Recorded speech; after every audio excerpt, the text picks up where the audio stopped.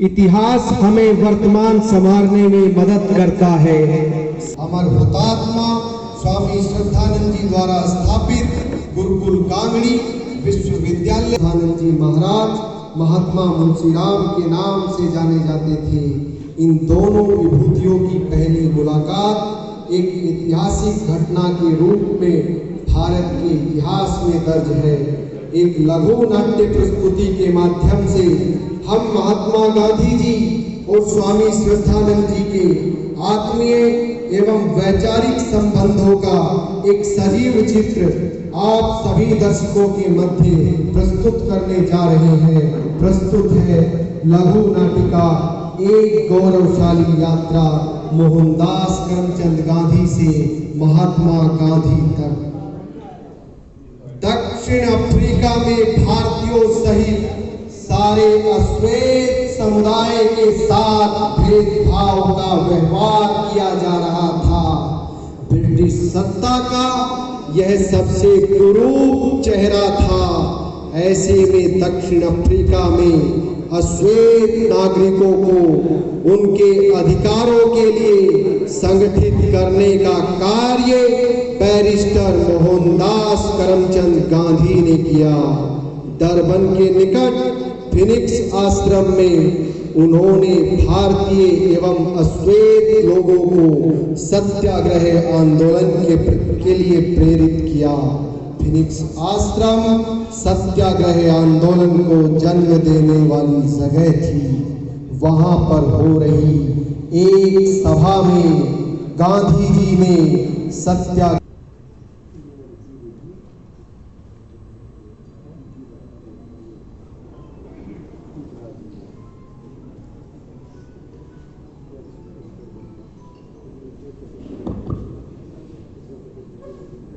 साथियों, जैसा कि आप जानते हैं, यहां दक्षिण अफ्रीका में ही नहीं समस्त विश्व में रंगभेद का क्रूरतम चेहरा सामने आ रहा है।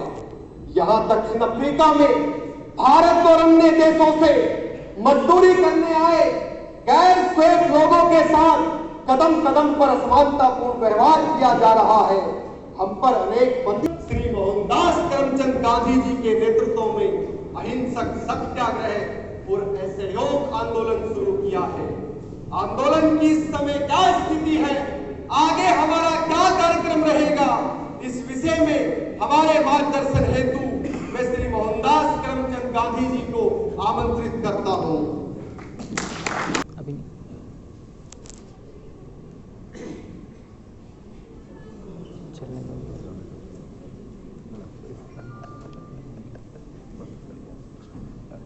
पावन यज्ञ में आहुति देने की मंशा से यहाँ एकत्रित हुए थे।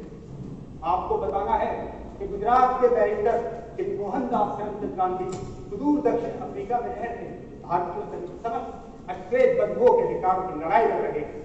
हमारे भाइयों की इस संदर्भ में महाराष्ट्र के लोकप्रिय नेता श्री गोपाल सिंह गोखले ने इस अखबार में अभी प्रकाशित कराई। मेरा मानना है कि अन्याय के विरुद्ध मानव कल्याण की इस यज्ञ में मजदूरी के माध्यम से इस यज्ञ में अपनी आपसी का प्रबंध करने में जुट जाते हैं।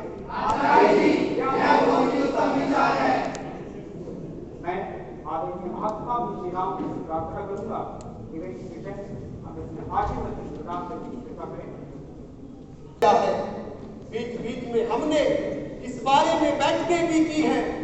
आज इस सभा में हमारे नेता श्री मोहनदास करमचंद गांधी जी हमें सत्याग्रह की वर्तमान स्थिति से अवगत कराएंगे। मैं बड़े आदर के साथ श्री गांधी जी को हमारे मार्गदर्शन के लिए आमंत्रित करता हूं।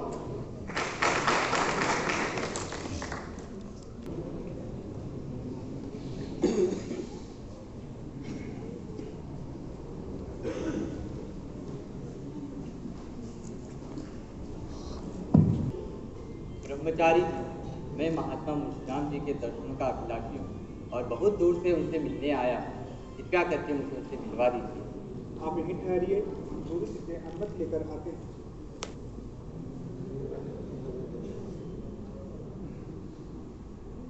गुरुजी, एक महानुभाव आपके दर्शनाभिलाषी है। यदि आप आज्ञा दें तो क्या हम उन्हें आपके पास भेज दें?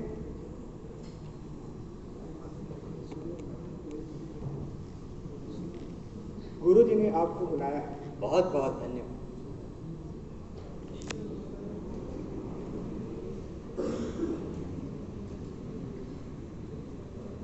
महात्मा जी प्रणाम। प्रसन्न रहो।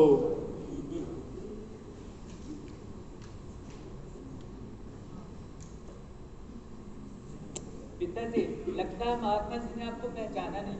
शायद व्यस्तता के कारण उन्होंने आपको पहचाना नहीं। मैं अभी आपका परिचय उन्हें देता हूँ। ठीक है। महात्मा जी, आपने शायद पिताजी को पहचाना नहीं। ये है मेरे पिता श्री मोहनदास करमचंद गांधी और मैं हूँ उनका सबसे छोटा पुत्र देवदास गांधी। धन्यवाद धन्यवाद। गुरुकुल भूमि पर आपका स्वागत है। आपको न पहचानने के लिए क्षमा चाहता हूँ। महात्मा मुंशीराम जी, आपसे मिलने की इच्छा इतनी बलवती हुई कि मैं बिना सूचना दिए ही चला आया। मैं केवल आपसे मिलने के लिए ही हरिद्वार आया हूँ, क्योंकि मिस्टर C.F. एंड्रूज ने आपका नाम भारत के उन 3 महापुरुषों में गिनाया था जिनसे मुझे मिलना ही चाहिए। आपने जिस तरह गुरुकुल के ब्रह्मचारियों को श्रमदान के लिए प्रेरित कर और धन एकत्र करके हमारे पास अफ्रीका भेजा है, के बदले में धन्यवाद एक बेहद छोटा और औपचारिक शब्द होगा। अभी मैं जो अनुभूत कर रहा हूँ उसके लिए मेरे शब्दकोश में पर्याप्त शब्द नहीं है। मेरा हृदय आपके प्रति कृतज्ञता से भरा है और आप जैसी पुण्य आत्मा से मिलकर मेरा जीवन धन्य हो गया। मैं तो कब से आपके दर्शनों का अभिलाषी था। आपने अन्याय के विरुद्ध निरंतर संघर्ष किया है। आपके सार्थक प्रयासों की चर्चा समय समय पर गुरुकुल में होती रहती है। आपने एक पत्र में मुझे भाई कहा है, इसका मुझे गर्व है। ईश्वर से मेरी प्रार्थना है कि मैं आपका भाई बनने योग्य हो सकूं। मेरे एक भाई तो चल बसे हैं। मुझे आशा है आप उनका स्थान लेंगे और मुझे अपना भाई मानेंगे। यह मेरे लिए बड़े सौभाग्य। यही भारत भूमि में रहकर देश सेवा करूंगा। मैं चाहता हूँ आप मेरा मार्गदर्शन करें। यह सुनकर बेहद प्रसन्नता हुई कि अब आप भारत में ही रहेंगे और देश सेवा करेंगे। मुझे आशा है कि आप भारत के लिए ज्योति स्तंभ बन जाएंगे। आपका जो उद्देश्य है वही हम सबका है। ईश्वर हमारे इस पवित्र कार्य को सफल करे। आपकी उपस्थिति से गुरुकुल भूमि धन्य हुई।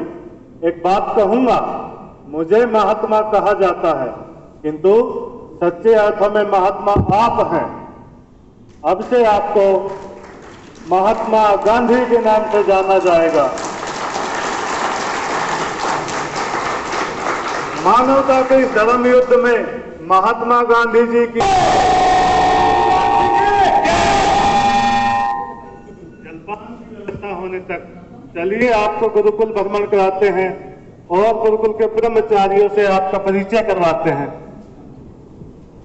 अभी आपने इस नाट्य प्रस्तुति के माध्यम से देखा कि गुरुकुल की पावन भूमि पर स्वामी श्रद्धानंद जी से मिलने के बाद कैसे मोहनदास करमचंद गांधी से महात्मा गांधी बन गए। उनके महात्मा बनने की साक्षी यही पुण्य भूमि रही है। गांधी जी और स्वामी श्रद्धानंद जी के आत्मीय संबंध तमाम वैचारिक